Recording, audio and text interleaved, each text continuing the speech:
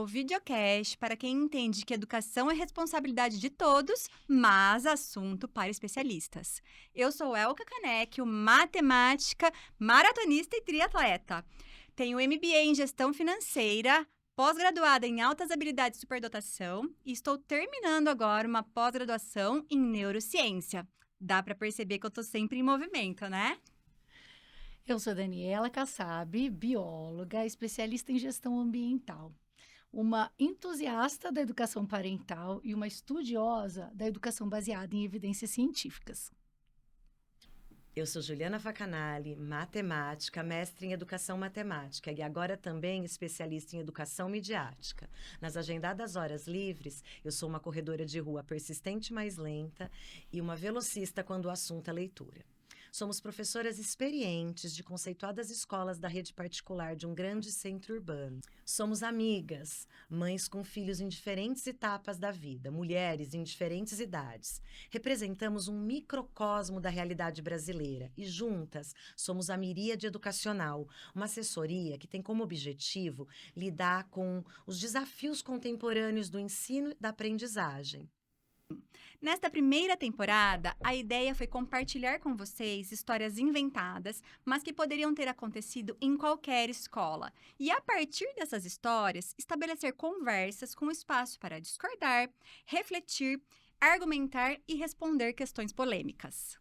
Nesses papos que mais parecem conversa de sala dos professores, onde nós debatemos temas urgentes na educação, nós articulamos saberes do conhecimento, experiência docente e evidências científicas em discussões coletivas na busca de soluções, onde o que menos importa é ter razão, né? E no primeiro episódio dessa temporada, a gente discutiu se sala de aula era lugar de celular. A nossa escolha não poderia ter sido mais acertada. A discussão era tão urgente que extrapolou os ambientes de sala de aula, parentais, psicológicos, médicos e virou até lei. Estamos agora às voltas com a sua implementação nas escolas, animadas com os possíveis desdobramentos positivos em termos de ensino, de aprendizagem e principalmente no desenvolvimento de habilidades socioemocionais. E essa implementação daria até um novo podcast, né, meninas? A gente precisa marcar isso, hein? Precisamos conversar. Dobramento, né, da proibição do celular na sala de aula, que a gente tem muito que falar sobre isso. Muito. Mas o segundo episódio é o queridinho dos defensores da ciência. Nele, abordamos problemas de ancorar a educação em pseudociência e em neuromitos. E como práticas pedagógicas baseadas em evidências científicas podem contribuir para a aprendizagem e reforçar a tríade aluno, estudante e família. No terceiro episódio, que foi um presente para todos os educadores, discutimos se docência é dom, missão ou profissão. Nesse episódio, reforçamos a importância de tratar a docência como profissão e o perigo de tratar, para os educadores e para a educação, de tratá-lo como dom ou missão.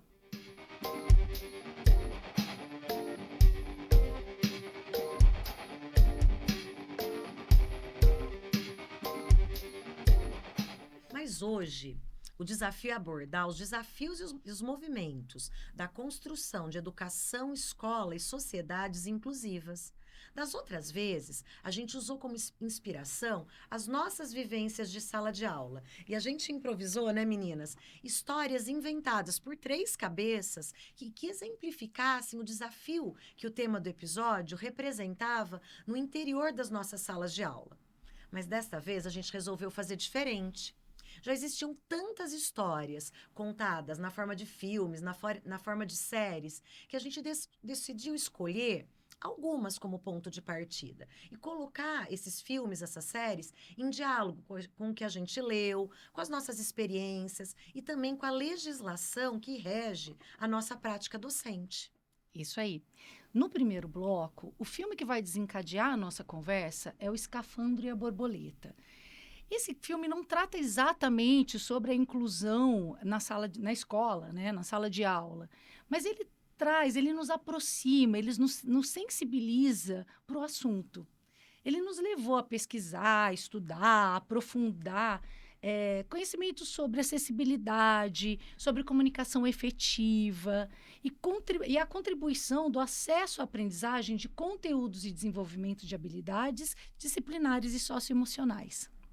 Em seguida, a série Atypical vai alavancar o papo sobre as diferenças entre neurodiversidade e neurodivergência. A gente vai conversar sobre algumas condições consideradas neurodivergências, como TEA, TDAH, TOD, dislexia, descalculia, entre várias outras. E também vamos falar sobre como escola e professores têm enfrentado o crescente número de diagnósticos e as demandas que resultam deles. E no terceiro bloco, para terminar, a gente vai falar de uma série que tem só 6 episódios e que se chama As Mães dos Pinguins. Está disponível lá na Netflix. E a gente vai tentar debater de forma crítica, reflexiva, a inclusão escolar. A série trata de famílias cujos filhos são público-alvo da educação especial. E os movimentos dessas famílias, alguns acertados e outros nem tanto, na busca por educação de qualidade para os seus filhos. A gente vai aproveitar também a oportunidade para tratar das dificuldades enfrentadas por todos aqueles que acreditam na necessidade de uma educação de qualidade para todos. A gente vai trazer barreiras institucionais, preconceitos, limitações estruturais, de pessoal, de formação, que se constituem entraves para essa educação. Esses filmes e séries, eles foram selecionados dentre muitos outros existentes. A nossa escolha não quer dizer que esses filmes, essas séries, sejam melhores do que outras. Apenas que colaboram para trazer luz, para iluminar aspectos que a gente considera importantes na discussão a respeito da neurodiversidade e da neurodivergência na sala de aula. Vem com a gente? Vem!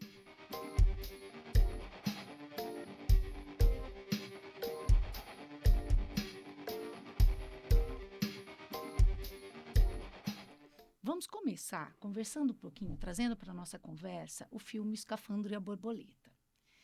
Pensa num negócio difícil de achar. E já vou te adiantar, você não vai encontrar para assistir em nenhum streaming. O único que tinha expirou os direitos e a gente não encontra atualmente. Mas, para nos salvar, tem o livro. E aí o livro está acessível ainda, dá para comprar e ler a história. A história é de um jornalista, editor-chefe da revista Elle, uma história verdadeira, né, em que esse editor-chefe da revista Elle, ele sofre um AVC. E este AVC tem como consequência a síndrome do encarceramento. O que é isso? Ele perde os movimentos de todos os movimentos do corpo, exceto o do olho esquerdo. Bom, esse filme ele é um excelente ponto de partida para que a gente possa nos sensibilizar e trazer à discussão a inclusão na sociedade e abordar temas como resiliência humana, comunicação alternativa e a importância da acessibilidade. Assistir ao filme O Escafandro e a Borboleta me levou a pensar que há muito menos resistência para entender e viabilizar a necessidade de adequações quando a deficiência é visível, quando está claro e evidente. E isso é muito nítido para a gente, né? Pelo menos em escolas, e na verdade não só em escolas, se a gente olhar na sociedade, né? Quando as pessoas encontram um cadeirante, encontram uma pessoa que não enxerga, em que é muito visível essa dificuldade, logo elas se organizam para ajudar, né? São solícitas com aquela dificuldade. O que a gente não vê acontecer quando essas dificuldades não são visíveis, né, gente? É muito comum a gente ouvir assim, mas ele consegue, tá faltando esforço, né? Exatamente. Porque aquilo não tá claramente visível, né? E a questão de recurso mesmo, né? Você tem rampas de acesso nos lugares que você vai, porque aquilo é visível. E quando se faz isso, se torna visível para a sociedade que está sendo feito algo, né? Uma ideia que é limitada de inclusão, que é essa que basta adequar os ambientes físicos para que as pessoas com deficiências possam acessá-los e permitir a eles o convívio com os demais já é inclusão, o que é uma falsa ideia de inclusão. A gente demora para entender que estar é um direito e que a inclusão começa depois. Ou seja, que a acessibilidade é diferente de inclusão. Exatamente, a acessibilidade é muito diferente de inclusão. É muito mais fácil de resolver. A acessibilidade é o básico, né? Eu dar acesso a lugares é o básico. A gente não está falando só de rampas em ambientes com adequações para cadeirantes, de tradutores de linguagem de sinais para quem não ouve, de leitores para quem não enxerga, de fontes aumentadas para quem tem baixa visão, de mobiliário adequado para quem tem baixa estatura, entre outras coisas. É preciso muito mais que tudo isso.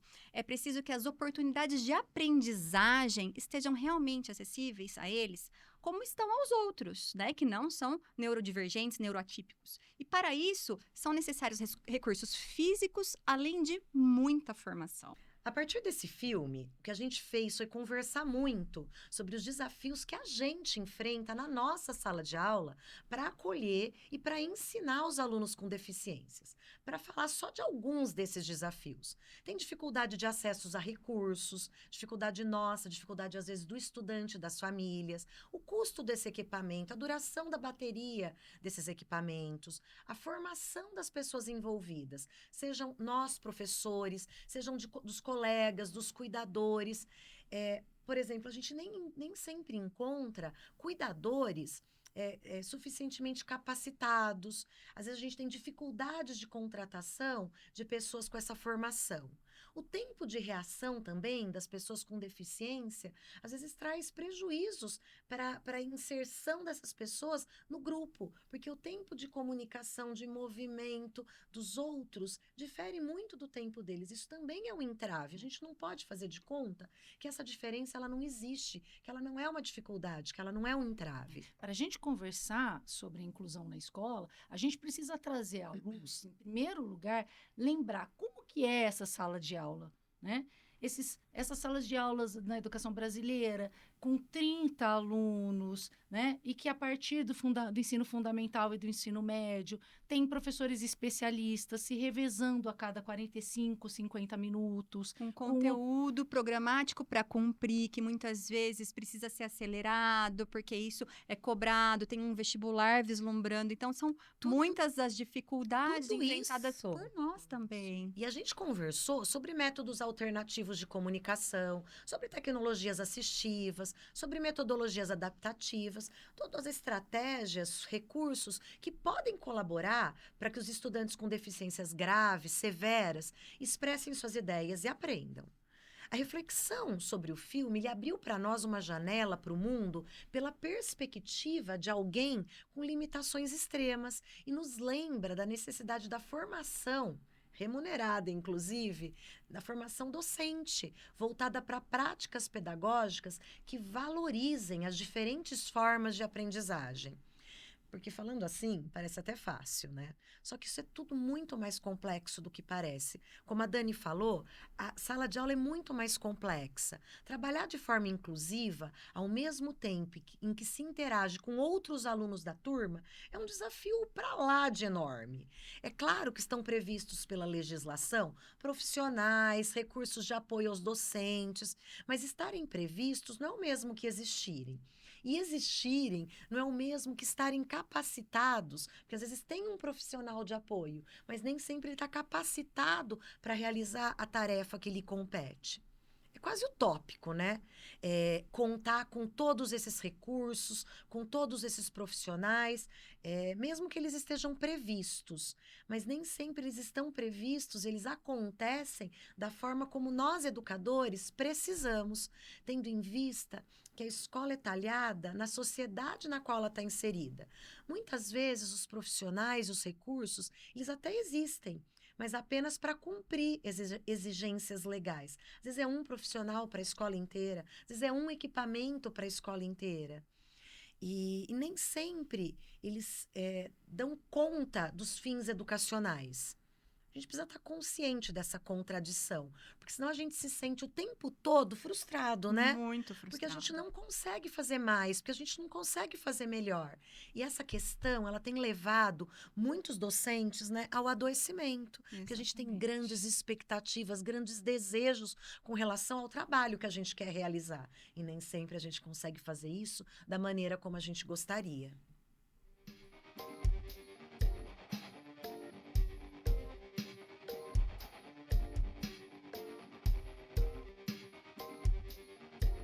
Bom, eu maratonei Atypical.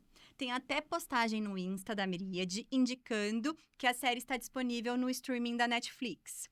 Mas hoje aqui, eu quero aproveitar esse tempo maior de reflexão que a gente tem para aprofundar a análise da série.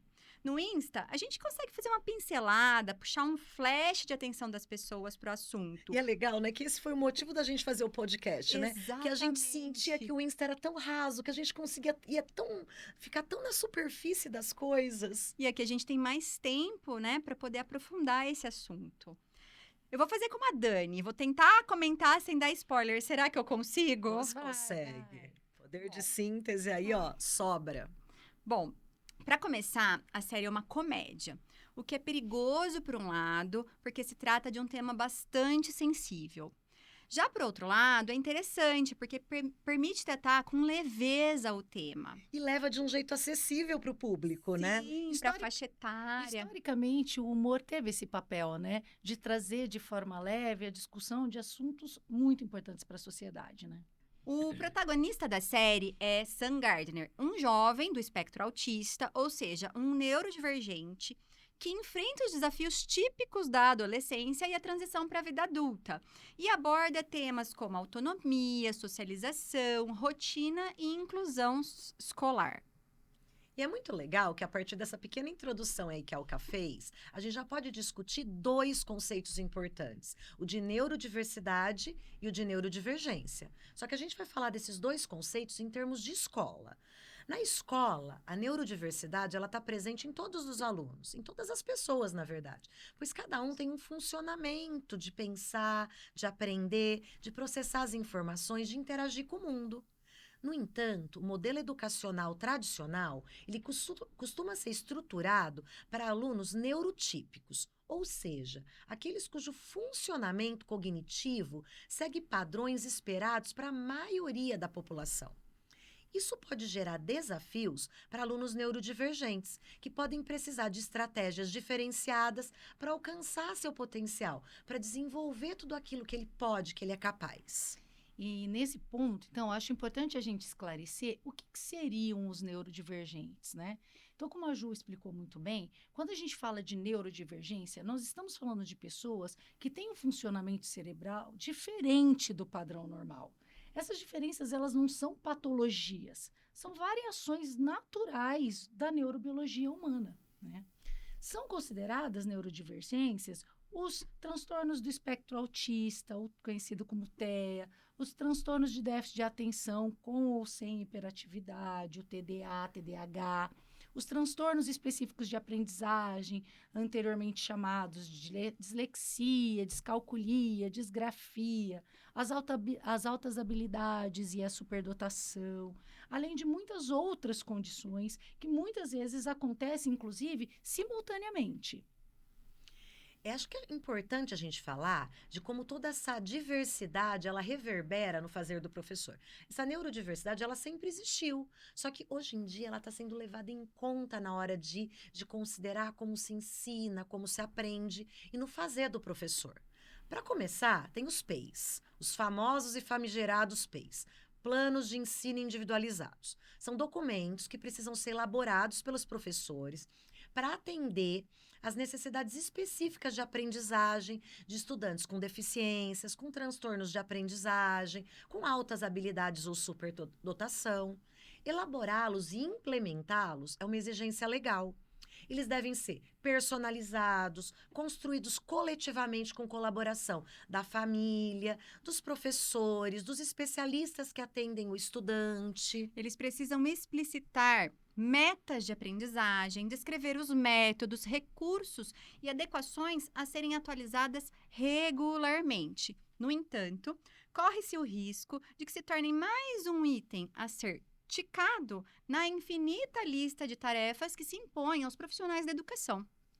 Para além desse aspecto burocrático dos PEIs, as diretrizes, práticas, estratégias, precisamos estar todo o tempo atentos para que essa sala de aula seja cada vez mais inclusiva, para que as práticas pedagógicas sejam mais eficientes, para que as metodologias e materiais didáticos sejam diversificados, para que as formas de avaliar sejam mais flexíveis, para que haja mais interação para uns e mais silêncio e tranquilidade para outros, de acordo com a necessidade de cada um. É lindo na teoria, né? É. E a gente quer muito fazer tudo isso. A gente quer muito dar tudo isso para as crianças, Mas para os alunos na Exato, escola. mas a gente não vai romantizar. É isso. É no mínimo impossível. Ao Exatamente. mesmo tempo que é necessário, ao mesmo tempo que é exigido. É nessa sinuca de bico que a gente está. No mundo ideal, a escola seria realmente inclusiva. Na sala de aula, as práticas seriam diversas, seriam maleáveis, haveria espaço para neurodiversidade, sem a preocupação de dividirmos as pessoas em neurotípicos e neuroatípicos.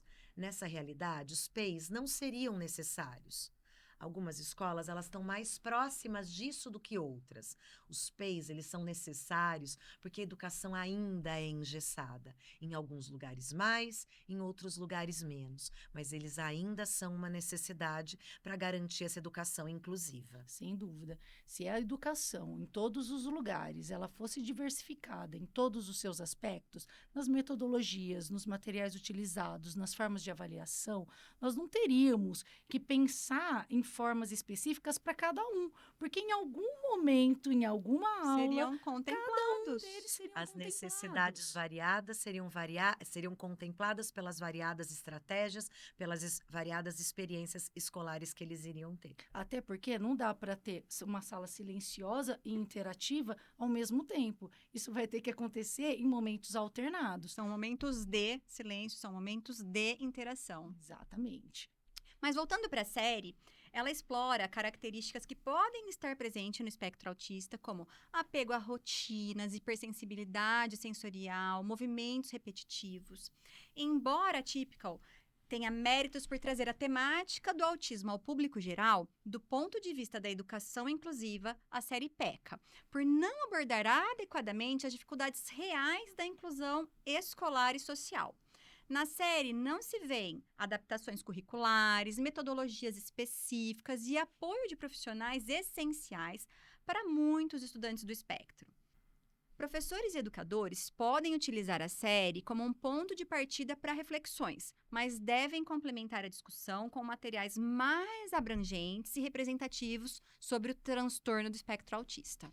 É importante a gente até trazer essa reflexão, né, que mesmo dentro dos materiais que a gente selecionou, lembrando que a gente não trouxe esses materiais porque eles são os melhores que Sim. existem, mas porque eles proporcionam a oportunidade de discutirmos aspectos que nós achamos relevantes sobre a inclusão na escola. Porém, se a gente analisar os materiais existentes, esse podcast ganha mais importância ainda, porque eles não trazem essas questões da inclusão pedagógica desses alunos. Muitas das vezes, eles ficam nessa beira da inclusão social na sala de aula, trazendo, como a Elka acabou de citar, essas características de forma bem... chamando muito atenção para isso. Marcadas, exageradas. Exato. E sempre pensando no lado social da inclusão. O que se pensando bem, ou pelo menos dentro da observação que eu particularmente faço nas salas de aula, é que a coisa que talvez aconteça mais naturalmente, né, é a inclusão social entre as crianças e os adolescentes. Não que ela não precise ser estimulada, não que ela não precise de intervenções de adultos e pensadas, mas ela é mais a natural, questão, né? exato, ela é mais natural. Agora, dessa infinidade de materiais que tentam trazer essa questão da inclusão, principalmente no ambiente escolar, quais delas tratam dessa inclusão que é feita na questão da aprendizagem? Aí tem uma das séries que a gente vai citar, que ela é um pouco mais focada para isso, né? Mas No ela terceiro tenta, bloco. né? Ela Uhum. A gente já dá um spoiler com que ela limitações. tenta. E aí a nossa crítica também, porque a gente está na sala de aula e o nosso olhar acaba sendo mais reflexivo e mais crítico, porque a gente vê realmente como isso se dá, como isso ocorre, como isso E é acontece. porque as séries, os filmes, elas são obras audiovisuais. Elas visam o entretenimento. Elas não têm o objetivo de educar. A gente é que está conversando sobre elas na perspectiva da educação. Por exemplo, a Typical apresenta as limitações dos estereótipos que podem ser criticados do ponto de vista da educação inclusiva. algumas críticas que a gente fez numa conversa, né? O protagonista, ele é o Sam, ele é apresentado com habilidades verbais, cognitivas avançadas, sendo que muitas pessoas no espectro têm dificuldades severas na comunicação, no aprendizado, na independência. A série, ela dá ênfase à adaptação das pessoas no espectro à sociedade, e não ao contrário, reforçando uma visão de que o aluno no espectro deve se adaptar a um modelo de escola, e não o contrário, a escola se mover na direção de se tornar um ambiente realmente inclusivo.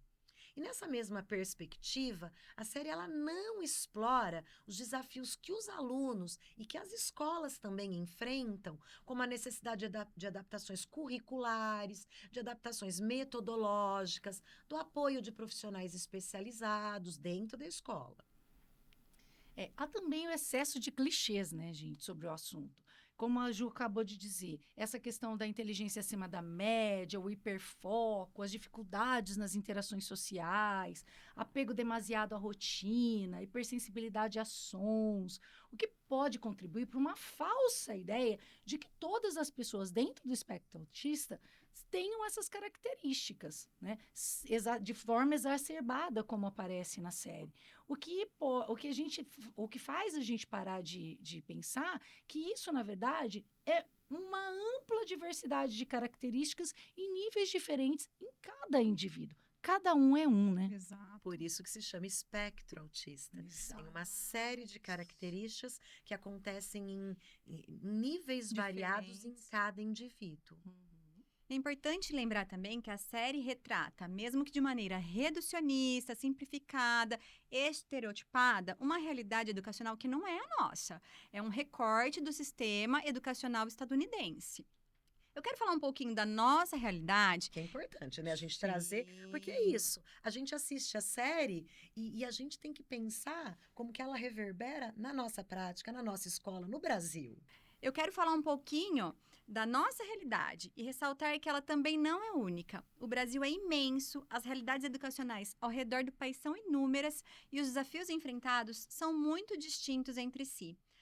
Mas há uma mesma legislação em vigor para todo do Oiapoque ao Chuí, não é? Que tem que ser cumprida, que é a garantia de matrícula para todos os alunos sem discriminação, a oferta do atendimento educacional especializado para os alunos que precisam, adaptar materiais, avaliações e métodos de ensino conforme a necessidade específica de cada aluno, fornecer profissionais de apoio escolar quando necessário e assegurar a acessibilidade arquitetônica, pedagógica e comunicacional. É muita coisa, né? Muita coisa. E a gente não pode, as escolas não podem, em hipótese nenhuma, recusar matrícula, cobrar taxas adicionais por adaptações, por serviços de inclusão, segregar alunos em sala ou escolas especiais sem justificativa pedagógica, deixar de oferecer suporte pedagógico necessário. Mas será que isso acontece mesmo em todas as escolas? Será? Será?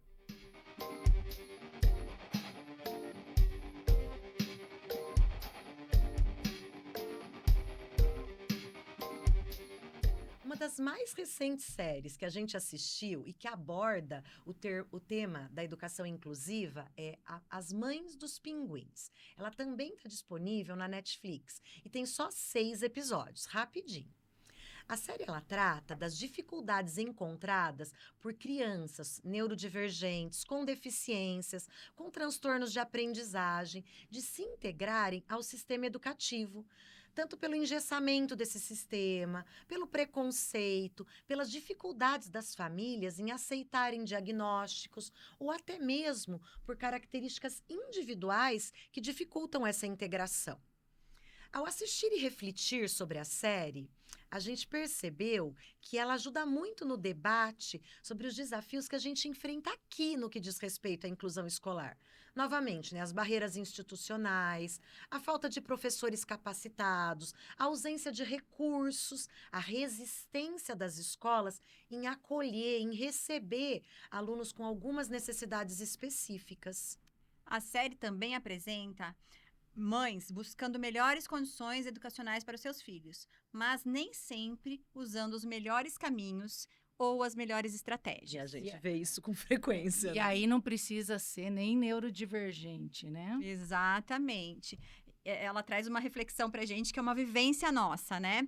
Ela pode nos auxiliar a pensar sobre o papel das famílias na educação inclusiva e nos limites entre a participação ativa, a reivindicação por direitos, as adaptações e suporte. Que é justo. Que Sim, correto. é justo.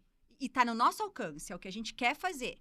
Mas a interferência no espaço coletivo de aprendizagem, pensado por profissionais da educação, com formação e limitações. Que a gente não pode deixar de falar das limitações, porque dá a impressão que a gente tem um poder infinito de fazer Tudo. e não temos, não temos. E a gente pode até trazer, né, já do podcast, do episódio, acho que 2, né, dessa nossa temporada, a grande importância que existe também nesse aspecto dessa tríade escola, família e neste caso, de profissionais que trabalham com essas crianças e adolescentes, né? Da importância de ser uma força-tarefa e não uma queda de braço. Queda de braço não leva a lugar nenhum, gente. É a aliança, é o trabalho em grupo que leva, né?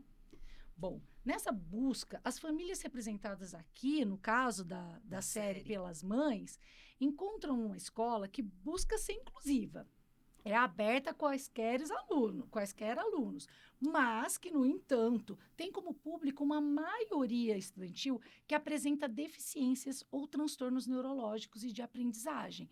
O que nos faz até pensar, né, naquelas questões do que a gente teria que fazer como escola, as escolas, eu não posso negar matrícula e tal, mas por que será que algumas escolas concentram mais, né, os neurodivergentes do que outras, né? Ao inverter essa lógica na série e criar um ambiente onde a maioria dos alunos tem alguma necessidade educacional específica, pode estar abrindo espaço para a segregação. E alguns desafios surgem, né? Se a escola não reflete a diversidade da sociedade, os alunos eles podem ter dificuldade para se adaptar ao ambiente onde as diferenças são mais visíveis. Outra questão é que, para o desenvolvimento das habilidades sociais, é importante que os alunos neurodivergentes também convivam com colegas neurotípicos, aprendendo diferentes formas de se comunicar e de se comportar. Né? É bom para todo mundo, né? Exato. É bom para todo mundo ganha com essa convivência. Perfeito. Criar escolas separadas pode dar a ideia que os alunos com deficiência não pertencem ao ambiente escolar comum, reforçando o preconceito e dificultando essa inclusão social. Embora essas escolas possam oferecer um suporte mais especializado, o ideal seria um modelo de educação inclusiva dentro das escolas regulares, como turmas diversificadas, mas com estrutura de apoio adequada, profissionais capacitados e recursos acessíveis para atender diferentes perfis de alunos, profissionais de apoio para auxiliar no desenvolvimento das crianças com deficiências ou outros transtornos, métodos pedagógicos flexíveis que respeitem o ritmo e as especificidades dos alunos. O desafio não é apenas criar escolas adaptadas para alunos com deficiências, transtornos e altas habilidades. O desafio mesmo é transformar o sistema para que todas as escolas sejam, de fato, escolas inclusivas. Perfeito. Isso custa caro e dá trabalho. Muito. Por isso é que é difícil. Exatamente. E há que se tocar no ponto, né, gente, da necessidade de um tempo extra de formação que precisa ser remunerado, né? E não colocado como uma atividade opcional, né? Um complemento que o professor pode ou não, o profissional pode ou não ter. Ele precisa ter. Até porque, na nossa formação docente, mesmo a mais atual, ela não contempla os desafios da educação inclusiva, né? E isso precisa de formação. contínua, porque cada hora aparece uma novidade, a gente precisa sempre estar se atualizando em relação a isso. E a gente quer escolas inclusivas para todos, para estudantes, para famílias e para educadores. É preciso que todos, estudantes, famílias e educadores, estejam fazendo a sua parte, mas também fazendo parte desta escola. Que eles sejam acolhidos pela escola, mas eles sejam também acolhedores, que sejam respeitados e também respeitosos, que eles tenham as suas necessidades atendidas, mas que reconheçam e lidem também com as limitações das pessoas, dos profissionais, das estruturas. A gente quer a realidade. Exatamente. Ou seja, a gente quer uma escola real, não idealizada, impossível de existir considerando as condições materiais, humanas e sociais. O Miríade de Ideias, o videocast, foi idealizado por nós, Miríade Educacional. Os episódios estarão disponíveis no Spotify e no nosso canal no YouTube. Lá no site você encontra detalhes sobre os episódios e referências para saber mais. A gente está lá no Instagram, no Facebook e no TikTok. Segue a gente. Se quiser falar com a gente, é só mandar um e-mail para contato@miriadeeducacional.com.br. Vamos adorar responder. A apresentação e o roteiro são nossos. Juliana Facanali, Elka Canecchio e Daniela Kassab. A música é de Luciane Vale, com edição de som, mixagem e masterização de Daniel Conte. A gravação, edição de som e de imagem é da Dark Sierra. Vem com a gente? Vem! Obrigada, pessoal. Até a próxima!